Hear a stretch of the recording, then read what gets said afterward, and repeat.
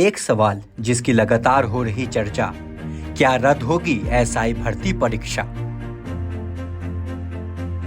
Rajasthan SI भर्ती परीक्षा 2021 की समीक्षा के लिए 6 सदस्यीय समिति की पहली बैठक सोमवार 7 अक्टूबर को हुई।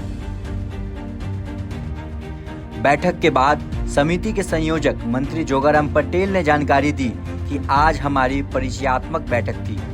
मंत्रियों की बैठक में कई तथ्यों पर बात हुई, वहीं अब भी कई तथ्यों की जानकारी ली जानी बाकी है। समिति की अगली बैठक 10 अक्टूबर को होगी। मंत्री ने कहा कि यह मामला बहुत ही कलंकित करने वाला है।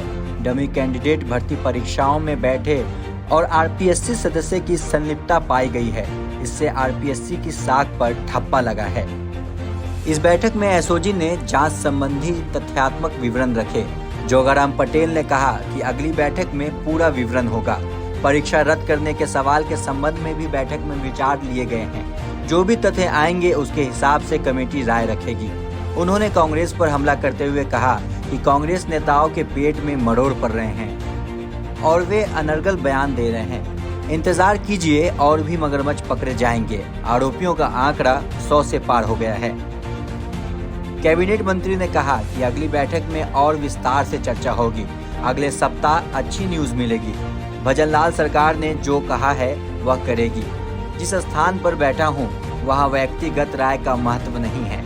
कांग्रेसी नेताओं के बयान पर पलटवार करते हुए कहा, कांग्रेस के दिमाग में यह भी है कि उनके समय की परीक्षा में पेपर लीक हुए। कई तरीके से पेपर में धांधली हुई। अब जांच एजेंसियां ही बता पाएंगी कि कहां पर तार पहुंचे। उनके ही ओएसडी ने प्रमाण सहित कहा है कि वे तत्कालीन सीएम ने पूर्व डिप्टी सीएम सहित कई साथियों के फोन टैप कराए। इससे अंदाजा लगाइए कि कथनी और करनी में कितना अंतर है। पहुंचेंगे ये तो इन्वेस्टिगेशन एजेंसी ही बता पाएगी, क्योंकि हम उसमें बता नहीं पाएंगे।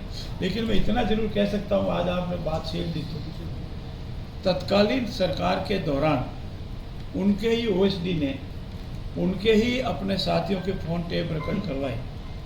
मना कर रहे थे कि नहीं हमने कुछ नहीं करवाए, लेकिन अब हमने तो नहीं कहा।